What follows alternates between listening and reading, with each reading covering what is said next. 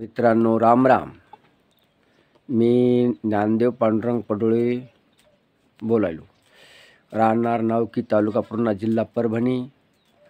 हे आपलं व्यवसाय. आता या थंडीमुळं काय झालं, शेळ्याच्या दुधामध्ये फरक बसला. शेळ्याला थंडीमुळं दूध कमी झालं. थंडीमुळं कमी झाल्याच्या नंतर याला काय करायचं, आपण 6-7 वाजता मध्ये बांधायच्या. मध्ये बांधल्यामुळे गरमीमुळं काय होतं, शेळ्याला दुधाची अडचण पिलेला येत नाही. तर हे थंडीमुळं शेळ्या आखळल्या, ते दूध कमी झालं. जसं माणूस म्हणते ना, बाबा खूर तपलं दूध देते शेळ्याचं. आता हे हिवाळा तेवढा हे असंच चालणार. आणि याच्यानंतर याच्यावर औषधाचा परिणाम वापरायचा, म्हणजे गोचडाचं औषध, गोमाशी, पिसा होऊ नये कोठ्यामध्ये. म्हणून काय करायचं, आपण बेशी काही हे काही ते असं हाणून त्याच्यावर टाकायचं जरा जरा जरा जरा. तर त्याच्यानंतर व्यवस्थितशीर शेळ्याला गरमीचं थोडं असलं म्हणजे थोडं फरक बसतंय आणि थंडीमुळं दूध कमी झालं. राम राम मित्रांनो. आपल्या शेळ्याला कधी गोचीड, कधी पीस, कधी पिसा, लिखा हे होतात ना, याच्याबद्दल काय करायचं, आपण या शेळ्याला आपण बेशी टाकायची बघा. अशी टाकायची बघा, अशी टाकायची. हे अशी टाकायची, हे अशी टाकायची, हे अशी टाकायची.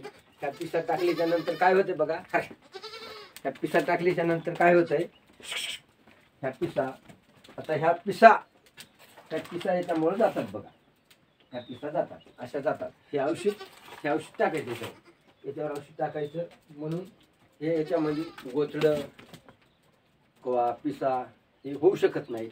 म्हणून याच्यावर असं टाकलं गोमाशी होत नाही, ही नाचतात. म्हणून याच्याबद्दल काय करायचं, आपल्याला ह्या शेळेवर आपल्याला हे करायचं, असं हे टाकून द्यायचं. असं टाकून दिल्याशिवाय ते त्याच्यामध्ये ते होत नाही, असं होत नाही बघा. त्याला काय करायचं, औषध टाकायचं. औषध टाकल्याच्या नंतर काय होतं बघा, हे असं औषध टाकायचं. हे औषध टाकायचं, असं टाकायचं. औषध टाकल्याबद्दल काय होतं, ते थोडं थोडं थोडं थोडं थोडं थोडं ही माहिती तुम्हाला सांगायची. असं पूर्ण तुम्हाला सांगतो. हे आता याच्यावर आपण औषध टाकलं. औषध टाकल्याच्या नंतर काहीच नाही, याला काय होत नाही, टाकल्यानं काय होत नाही, काहीच होत नाही. आणि थंडीमुळं काय झालं, शेळी दुधाला कमी झाली, म्हणजे पिल्याचं पोट भरणं. भरपूर थंडी झाली ना, थंडीमुळं शेळीची जरा थोडं हे झालं बघा. हां.